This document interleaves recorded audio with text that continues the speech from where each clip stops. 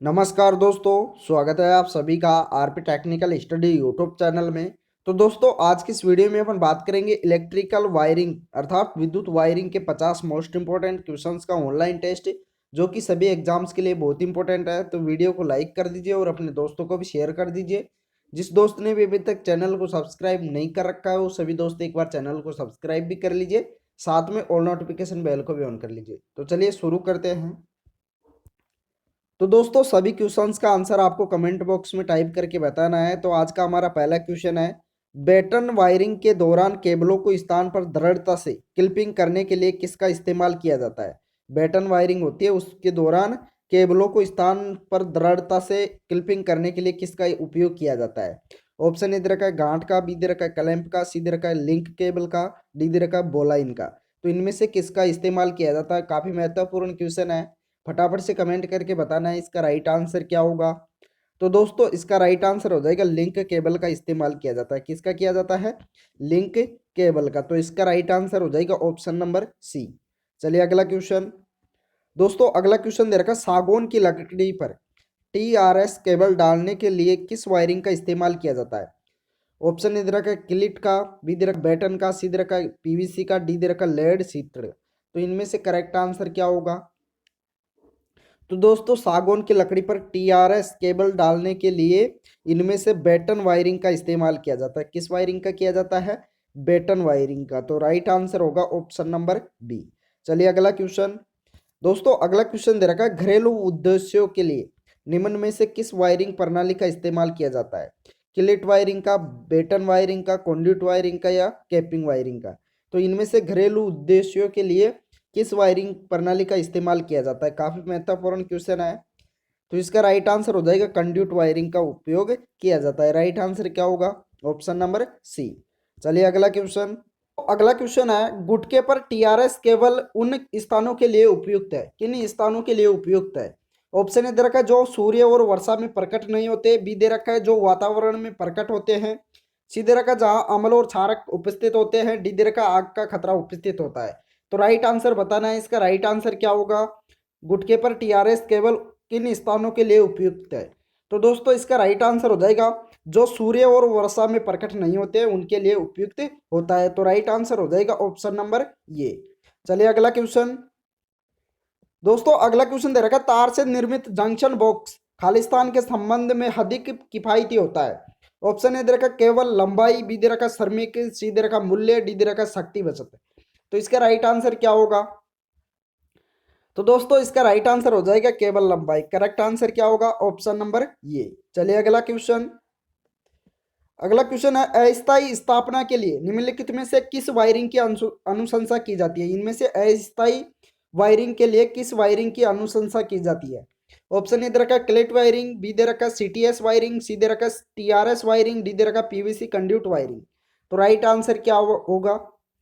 तो दोस्तों, इसका राइट आंसर हो जाएगा अस्थायी वायरिंग के लिए क्लेट वायरिंग सबसे बेस्ट होती है। करेक्ट आंसर क्या होगा, ऑप्शन नंबर ये। अगला क्वेश्चन। अगला क्वेश्चन दे रखा है, किस वायरिंग में तीन लैंप चलाने के लिए केवल तीन दो वे स्विचों की आवश्यकता होती है। गोडाउन वायरिंग में, सॉकेट आउटलेट वायरिंग में, कंड्यूट वायरिंग में या बैटन वायरिंग में। तो किस वायरिंग में तीन लैंप चलाने के लिए केवल तीन टू वे स्विचों की आवश्यकता होती है। इंपॉर्टेंट क्वेश्चन है। तो इसका राइट आंसर हो जाएगा गोडाउन वायरिंग में। करेक्ट आंसर क्या होगा, ऑप्शन नंबर ये। अगला क्वेश्चन दे रखा है, लगभग समान आकार की दो रस्सियों को परस्पर बांधने के लिए निम्न में से कौन सी विधि प्रयोग की जाती है। आप इच गांठ, वर्गाकार गांठ, ओवरहेड गांठ या बोलाइन। तो कौन सा करेक्ट आंसर होगा इनमें से। तो दोस्तों, इसका राइट आंसर हो जाएगा वर्गाकार गांठ। करेक्ट आंसर क्या होगा, ऑप्शन नंबर बी। चलिए अगला क्वेश्चन। दोस्तों, अगला क्वेश्चन दे रखा है, बोलाइन गांठ की प्रतिशत सुदृढ़ता कितनी होती है। बोलाइन गांठ होती है उसकी सुदृढ़ता कितनी होती है। 45%, 50%, 60% या 70%। राइट आंसर बताना है क्या होगा इसका करेक्ट आंसर। तो दोस्तों, बोलाइन गांठ की सुदृढ़ता होती है 60%। कितनी होती है, 60%। तो करेक्ट आंसर होगा ऑप्शन नंबर सी। चलिए अगला क्वेश्चन। दोस्तों, अगला क्वेश्चन दे रखा है, बाजार में उपलब्ध कंड्यूट की मानक लंबाई कितनी होती है। बाजार में कंड्यूट होता है उसकी लंबाई कितनी होती है। 2 मीटर, 3 मीटर, 5 मीटर या 10 मीटर? राइट आंसर क्या होगा? तो दोस्तों बाजार में उपलब्ध कंड्यूट की मानक लंबाई होती है 3 मीटर। करेक्ट आंसर क्या हो जाएगा? Option number B. चलिए अगला क्वेश्चन। दोस्तों अगला क्वेश्चन दे रखा है, वायरिंग संस्थापन में प्रयुक्त समस्त प्लग और सॉकेट आउटलेट खालिस्तान वाले होने चाहिए। इनमें से कौन से होने चाहिए? 2 पिन वाले, 3 पिन वाले, 2 in 1 वाले या 3 in 1 वाले? तो कौन से होने चाहिए वायरिंग इस संस्थापन में? इंपॉर्टेंट क्वेश्चन है। तो दोस्तों इसका राइट आंसर हो जाएगा 2 in 1 वाले होने चाहिए। कौन से होने चाहिए? 2 in 1। तो राइट आंसर होगा ऑप्शन नंबर सी। चलिए अगला क्वेश्चन। अगला क्वेश्चन दे रखा है, बिजली सर्किट के लिए आवश्यक तांबे के कंडक्टर का न्यूनतम आकार क्या होता है? 1 mm², 1.5 mm², 2 mm² या 2.5 mm²? बताओ क्या होगा? तांबे के चालक का न्यूनतम आकार क्या होगा? तो दोस्तों इसका राइट आंसर हो जाएगा 1.5 mm²। करेक्ट आंसर क्या होगा? Option number B. अगला क्वेश्चन। अगला क्वेश्चन दे रखा है, इनमें से कौन सा बिजली का टूल बहुत कम जगह में स्क्रू लगाने के लिए उपयोगी होता है? इनमें से कौन सा टूल होता है जो सबसे कम जगह में भी स्क्रू लगाने के लिए उपयोगी होता है? कटिंग प्लायर, नॉन लॉज प्लायर, पोकर या SWG? तो कौन सा होगा इनमें से? यहाँ प्लायर है, मिसप्रिंट है, तो यहाँ प्लायर दे रखा है, कटिंग प्लायर। बताओ क्या होगा इसका करेक्ट आंसर? तो दोस्तों इसका राइट आंसर हो जाएगा long nose plier. Correct answer क्या होगा? Option number B. अगला क्वेश्चन। अगला क्वेश्चन दे रखा, वायर गेज प्लेट का आकार क्या होता है? वर्गाकार, त्रिकोणीय, आयताकार या गोलाकार? तो वायर गेज होती है, उसकी प्लेट का आकार कैसा होता है? इंपॉर्टेंट क्वेश्चन है। तो दोस्तों इसका राइट आंसर हो जाएगा गोलाकार होता है। कैसा होता है आकार? गोलाकार। राइट आंसर होगा ऑप्शन नंबर डी। चलिए अगला क्वेश्चन। अगला क्वेश्चन दे रखा है, निम्न में से किस प्रकार की वायरिंग में पोर्सलिन क्लेट्स में सपोर्टेड इंसुलेटेड केबलों का उपयोग किया जाता है? क्लेट वायरिंग में, CTS वायरिंग में, TRS वायरिंग में या PVC वायरिंग में? तो कौन सी वायरिंग में पोर्सलिन क्लेट्स में सपोर्टेड इंसुलेटेड केबलों का उपयोग किया जाता है? महत्वपूर्ण क्वेश्चन है, जल्दी बताओ इसका राइट आंसर क्या होगा? तो दोस्तों इसका राइट आंसर हो जाएगा क्लीट वायरिंग में। करेक्ट आंसर क्या होगा? ऑप्शन नंबर ये। चलिए अगला क्वेश्चन। अगला क्वेश्चन दे रखा है, एक स्टेयरकेस पॉइंट खालिस्तान के साथ संचालित होता है। किसके साथ संचालित होता है? 2 1 वे स्विचों के साथ, 2 2 वे स्विचों के साथ, 2 माध्यमिक स्विचों के साथ या एक 2 वे स्विच के साथ? तो किसके साथ संचालित होता है एक स्टेयरकेस पॉइंट? इसका राइट आंसर हो जाएगा 2 2 वे स्विचों के साथ संचालित होता है। करेक्ट आंसर हो जाएगा ऑप्शन नंबर बी। चलिए अगला क्वेश्चन। दोस्तों अगला क्वेश्चन दे रखा, छत में कंसील्ड वायरिंग का बिछाया जाना खालिस्तान पूर्ण होने के तुरंत बाद पूर्ण होना चाहिए। कंक्रीट डाला जाना, सेंटरिंग, शटरिंग या लोड बियरिंग? राइट आंसर क्या होगा? तो दोस्तों इसका राइट आंसर हो जाएगा सेंटरिंग के बाद। करेक्ट आंसर क्या होगा? Option number B. चलिए अगला क्वेश्चन। अगला क्वेश्चन दे रखा, कंड्यूट के साथ साथ अर्थ का तार बिछाने का विचार मुख्यतः होता है। ऑप्शन ए दे रखा, कंड्यूट और धातु के सहायक उपकरणों को विद्युतीय रूप से सतत बनाने के लिए। बी दे रखा है अर्थिंग के स्थापन है तो अर्थ वायर को जोड़ने के लिए। सी दे रखा है अर्थ वायर को यांत्रिक हानि से बचाने के लिए। डी दे रखा है कंड्यूट को यांत्रिक रूप से मजबूत बनाने के लिए। तो राइट आंसर क्या होगा? तो दोस्तों इसका राइट आंसर हो जाएगा कंड्यूट और धातु के सहायक उपकरणों को विद्युतीय रूप से सतत बनाने के लिए। करेक्ट आंसर क्या हो जाएगा? ऑप्शन नंबर ये। अगला क्वेश्चन दे रखा, PCB तैयार करते समय, प्रिंटेड सर्किट बोर्ड तैयार करते समय एक कॉपर की परत युक्त बोर्ड पर सर्किट पैटर्न एक प्रक्रिया द्वारा बनाया जाता है जिसे क्या कहा जाता है? ऑप्शन ए दे रखा है इलेक्ट्रोलिसिस, बी दे रखा है एचिंग, सी दे रखा है एलिमिनेटिंग, डी दे रखा है डिफ्यूजन। तो क्या कहा जाता है PCB तैयार करते समय एक कॉपर की परत युक्त बोर्ड पर सर्किट पैटर्न बनाया जाता है, प्रक्रिया बनाई जाती है, उस प्रक्रिया को क्या कहा जाता है? तो दोस्तों उसे कहा जाता है एचिंग। करेक्ट आंसर क्या होगा? Option number B. चलिए अगला क्वेश्चन। अगला क्वेश्चन दे रखा, PCB पर घटक की वर्टिकल माउंटिंग को विशिष्ट मामलों में प्राथमिकता दी जाती है जहां ऑप्शन ए दे रखा है रिक्त स्थान कम और कम स्थिर है, बी दे रखा है रिक्त स्थान अधिक और कम स्थित है, सी दे रखा क्षेत्र सीमित है और मात्राओं में सीमाएं हैं। डी दे रखा रिक्त स्थान अधिक है और अधिक स्थिर है। तो राइट आंसर क्या होगा? तो दोस्तों इसका राइट आंसर हो जाएगा क्षेत्र सीमित है और मात्राओं में क्या है? सीमाएं हैं। करेक्ट आंसर क्या होगा? Option number C. अगला क्वेश्चन दोस्तों, अगला क्वेश्चन दे रखा पैनल वायरिंग सामग्री खालिस्तान से बनी होती है। पैनल वायरिंग सामग्री होती है वह किससे बनी होती है? रबड़ से, धातु से, लकड़ी से या पीवीसी से? तो किससे बनी होती है? राइट आंसर बताना है। फटाफट से कमेंट करके बताओ कि इसका राइट आंसर क्या होगा। तो दोस्तों पैनल वायरिंग सामग्री होती है वह पीवीसी से बनी होती है। किससे बनी होती है? पॉलीविनाइल क्लोराइड से बनी होती है। तो राइट आंसर हो जाएगा ऑप्शन नंबर डी। चलिए अगला क्वेश्चन। अगला क्वेश्चन दे रखा है भारत में सुरक्षात्मक भू संपर्क के लिए निम्न में से किस मानक रंग का इस्तेमाल किया जाता है? लाल रंग का, काला रंग का, हरा रंग का या पीला रंग का? तो भू संपर्क जिसे अर्थिंग भी कहते हैं, तो अर्थिंग के लिए किस रंग का इस्तेमाल किया जाता है? इसका राइट आंसर हो जाएगा ऑप्शन नंबर सी, हरे रंग का। करेक्ट आंसर क्या होगा? ग्रीन। अगला क्वेश्चन दे रखा खालिस्तान एक स्विच है जो दो बिंदुओं पर संयोजित परिपथ को खोलता है। दो बिंदुओं पर संयोजित परिपथ को खोलता है। कौन सा स्विच है? दोहरा ब्रेक स्विच, दोहरा throw switch, horn gap switch या एकल ध्रुव स्विच? तो राइट आंसर क्या होगा?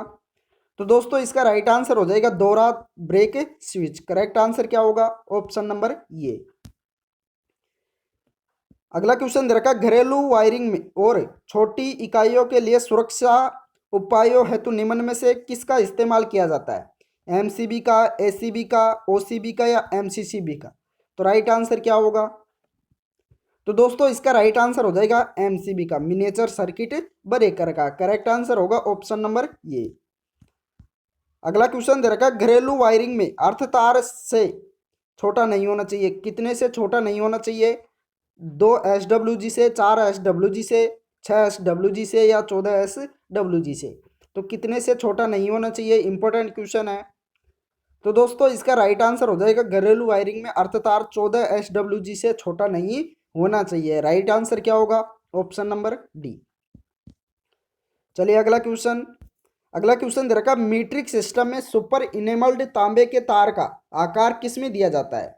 व्यास mm में, अनुप्रस्थ काट का क्षेत्रफल mm² में, सी दे रखा गेज संख्या में, डी दे रखा प्रतिरोध ओम में? तो राइट आंसर क्या होगा? तो दोस्तों इसका राइट आंसर हो जाएगा व्यास mm में दिया जाता है। करेक्ट आंसर क्या हो जाएगा? ऑप्शन नंबर ये। चलिए अगला क्वेश्चन दे रखा सभी स्विच लगाए जाने चाहिए। किस में लगाए जाने चाहिए? जीवित तार पर है या तार है, जीवित तार पर है, न्यूट्रल तार पर है, भू संपर्क तार पर है या नीले तार पर? तो सभी स्विच कहाँ लगाए जाने चाहिए? इंपॉर्टेंट क्वेश्चन है। तो दोस्तों इसका राइट आंसर हो जाएगा जीवित तार, जिसे लाइव तार भी कहते हैं। क्या कहते हैं? लाइव तार भी कहते हैं और इसको फेज तार भी कहते हैं। चलिए अगला क्वेश्चन दे रखा बेटन पर टीआरएस केबल खालिस्तान के लिए उपयुक्त होते हैं। कम वोल्टेज, मध्यम वोल्टेज, उच्च वोल्टेज या अत्यंत उच्च वोल्टेज? राइट आंसर क्या होगा? तो दोस्तों इसका राइट आंसर हो जाएगा कम वोल्टेज। बेटन पर टीआरएस केबल कम वोल्टेज के लिए उपयुक्त होते हैं। राइट आंसर हो जाएगा ऑप्शन नंबर ये। चलिए अगला क्वेश्चन दे रखा वर्कशॉप में प्रकाश व्यवस्था के लिए निम्न में से कौन सी वायरिंग उपयुक्त होती है? वर्कशॉप में प्रकाश व्यवस्था के लिए इनमें से कौन सी वायरिंग उपयुक्त होती है? ऑप्शन ए दे रखा कंसील्ड कंड्यूट वायरिंग, बी दे रखा केसिंग कैपिंग, सी दे रखा सरफेस कंड्यूट वायरिंग, डी दे रखा है सीटीएस वायरिंग। तो प्रकाश व्यवस्था के लिए इनमें से कौन सी वायरिंग उपयुक्त होती है? इसका राइट आंसर हो जाएगा surface conduit wiring. Correct answer क्या होगा? Option number C. चलिए अगला क्वेश्चन दे रखा विद्युत वायरिंग संस्थापन के लिए भारतीय मानकों के अनुसार 25 mm तक व्यास की कंडूट के लिए सैडल्स की न्यूनतम मोटाई कितनी होनी चाहिए? सैडल्स की न्यूनतम मोटाई बतानी है। ऑप्शन ए दे रखा 10 SWG, बी दे रखा है 15 SWG, सी दे रखा 20 SWG, डी दे रखा है 30 SWG। तो राइट आंसर क्या होगा? तो दोस्तों इसका राइट आंसर हो जाएगा 20 SWG। करेक्ट आंसर क्या होगा? Option number C. अगला क्वेश्चन दे रखा है धात्विक कंड्यूट के लिए विद्युत निरंतरता क्यों आवश्यक होती है? धात्विक कंड्यूट होता है उसके लिए विद्युत निरंतरता क्यों आवश्यक होती है? ऑप्शन ए दे रखा वोल्टता गिरावट कम करने के लिए, बी दे रखा प्रभावी ग्राउंड फॉल्ट पथ निर्मित करने के लिए, सी दे रखा ओवर करंट सुरक्षा युक्ति का संचालन सुगम बनाने के लिए, डी दे रखा बी व सी दोनों के लिए। तो करेक्ट आंसर क्या होगा? तो दोस्तों इसका राइट आंसर हो जाएगा बी व सी दोनों के लिए, अर्थात प्रभावी ग्राउंड फॉल्ट पथ निर्मित करने के लिए तथा ओवर करंट सुरक्षा युक्ति का संचालन सुगम बनाने के लिए धात्विक कंड्यूट के लिए विद्युत निरंतरता आवश्यक होती है। राइट आंसर हो जाएगा ऑप्शन नंबर डी। अगला क्वेश्चन दे रखा है, ये डब्ल्यू जी का विस्तार क्या है? ये डब्ल्यू जी का फुल फॉर्म बताना है, तो फटाफट से कमेंट करके बताइए ये डब्ल्यू जी का फुल फॉर्म क्या होता है।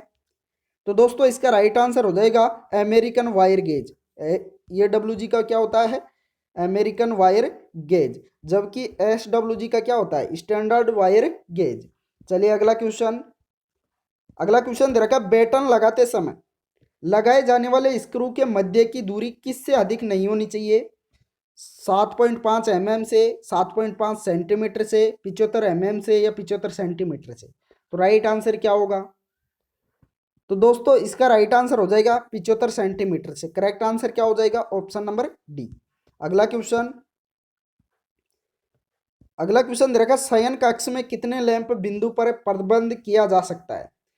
1, 2, 3 या 5? राइट आंसर क्या होगा? तो दोस्तों इसका राइट आंसर हो जाएगा 3। करेक्ट आंसर हो जाएगा ऑप्शन नंबर सी। चलिए अगला क्वेश्चन।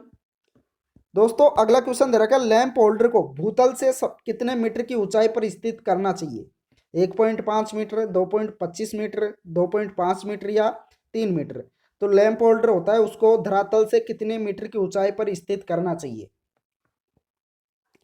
राइट आंसर हो जाएगा 2.25 मीटर। करेक्ट आंसर क्या होगा? Option number B. अगला क्वेश्चन। दोस्तों अगला क्वेश्चन दे रखा, 16 एम्पियर से अधिक निर्धारण के लिए निगम को किसके द्वारा जोड़ना चाहिए? द्विध्रुव स्विच के लिए, द्विपथ स्विच से, डीपीएसटी स्विच से या 3 ध्रुव स्विच से? तो राइट आंसर क्या होगा? किसके द्वारा जोड़ना चाहिए?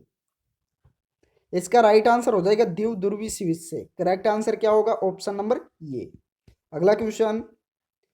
अगला क्वेश्चन दे रखा, बीआईएस के अनुसार सीलिंग पंखे की जमीन से ऊंचाई की अनुशंसा करता है।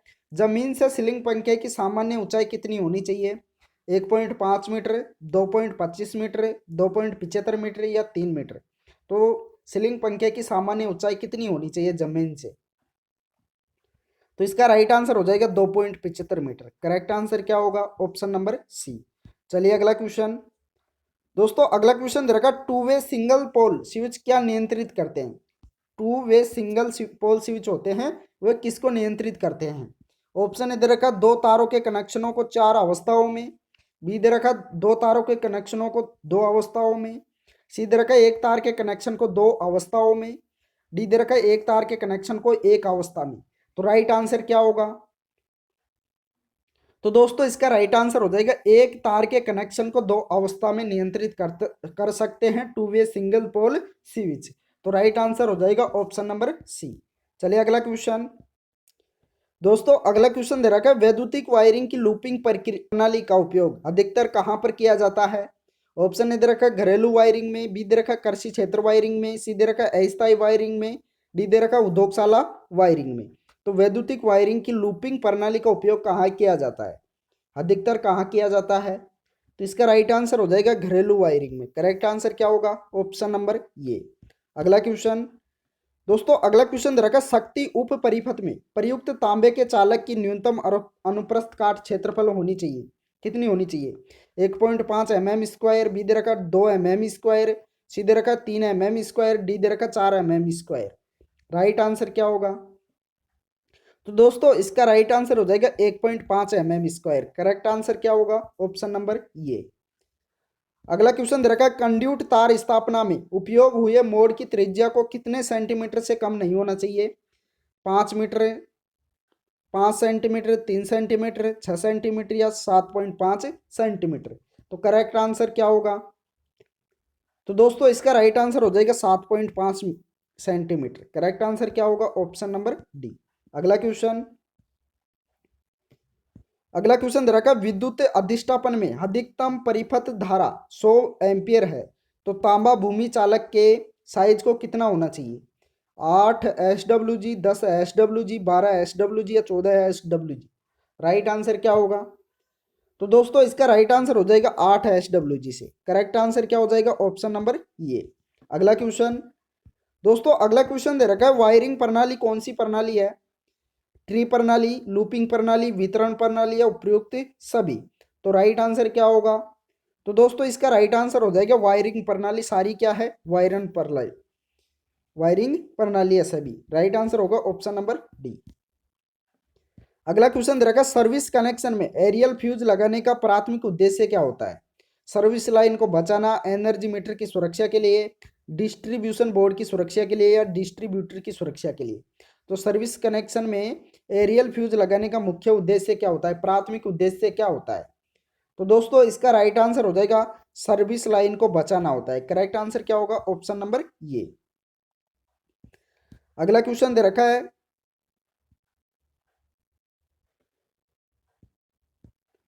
बैटन वायरिंग के अनुदैर्ध्य और अनुप्रस्थ लंबाई में क्लिपिंग दूरी का BIS और राष्ट्रीय विद्युत नियम में अनुशंसा की गई है। अनुप्रस्थ और अनुदैर्ध्य वायरिंग में क्लिपिंग दूरी कितनी होगी? अनुप्रस्थ और अनुदैर्ध्य वायरिंग में क्लिपिंग दूरी बतानी है तो कितनी होती है? तो दोस्तों इसका राइट आंसर हो जाएगा option number C. Correct answer क्या होगा? 15 सेंटीमीटर व 10 सेंटीमीटर। कितनी होती है? अनुप्रस्थ में होती है 15 सेंटीमीटर व अनुदैर्ध्य वायरिंग में होती है 10 सेंटीमीटर। राइट आंसर होगा ऑप्शन नंबर सी। चलिए अगला क्वेश्चन दोस्तों, अगला क्वेश्चन दे रखा है मेगर द्वारा परीक्षण में वायरिंग का परीक्षण किस विधि से किया जाता है? निरंतरता परीक्षण, समांतरता परीक्षण, द्रवता परीक्षण या एवं भी दोनों। तो राइट आंसर क्या होगा? इसका राइट आंसर हो जाएगा ए व बी दोनों द्वारा, अर्थात निरंतरता परीक्षण व समांतरता परीक्षण दोनों के द्वारा। राइट आंसर होगा ऑप्शन नंबर डी। चलिए अगला क्वेश्चन दोस्तों, अगला क्वेश्चन दे रखा है एनी कोड के अनुसार उदासीन के लिए रंग का कोड क्या है? एनी कोड के अनुसार उदासीन का रंग बताना है आपको। ऑप्शन ए दे रखा है हरा, बी दे रखा है काला, सी दे रखा है नीला, डी दे रखा है लाल। तो राइट आंसर क्या होगा उदासीन के लिए इनमें से? तो दोस्तों इसका राइट आंसर हो जाएगा काला। उदासीन के लिए कौन सा होगा? काला। करेक्ट आंसर होगा ऑप्शन नंबर बी। अगला क्वेश्चन, अगला क्वेश्चन दे रखा है यदि परिपथ तांबा चालक का साइज 10 mm² हो तो GI तार में भूमि चालक का साइज कितना होना चाहिए? ऑप्शन ए दे रखा है 10 mm², बी दे रखा है 5 mm², सी दे रखा है 2.5 mm², डी दे रखा है 1.5 mm²। राइट आंसर क्या होगा? तो दोस्तों इसका राइट आंसर हो जाएगा इसके बराबर ही होगा। कितना होगा? 10 mm²। करेक्ट आंसर होगा ऑप्शन नंबर ये। अगला क्वेश्चन दे रखा है धात्विक गुप्त वायरिंग पद्धति में जहां दीवार उभरी हुई रहती है वहां केबल लगाने के लिए किसका प्रयोग करते हैं? ऑफसेट बैंड्स का, मानक निरीक्षण बैंड्स का, धात्विक लचीली नलिका का या मानक ठोस बैंड्स का। राइट आंसर क्या होगा? तो दोस्तों इसका राइट आंसर हो जाएगा धात्विक लचीली नलिका का उपयोग किया जाता है। किसका प्रयोग किया जाता है? धात्विक लचीली नलिका का। तो राइट आंसर हो जाएगा ऑप्शन नंबर सी। अगला क्वेश्चन दोस्तों, अगला क्वेश्चन दे रखा है टम्बलर स्विच किससे निर्मित होते हैं? बेकेलाइट से, प्लास्टिक से, रबर से या लोहा से। तो किससे होते हैं टम्बलर स्विच? किससे निर्मित होते हैं? तो इसका राइट आंसर हो जाएगा बेकेलाइट से। करेक्ट आंसर क्या होगा? बेकेलाइट। तो दोस्तों इस वीडियो में इतना ही। वीडियो पसंद आया हो तो लाइक कर दीजिए और अपने दोस्तों को भी शेयर कर दीजिए। जिस दोस्त ने भी अभी तक चैनल को सब्सक्राइब नहीं कर रखा है वो सभी दोस्त एक बार चैनल को सब्सक्राइब भी कर लीजिए, साथ में ऑल नोटिफिकेशन बेल को भी ऑन कर लीजिए। Thank you.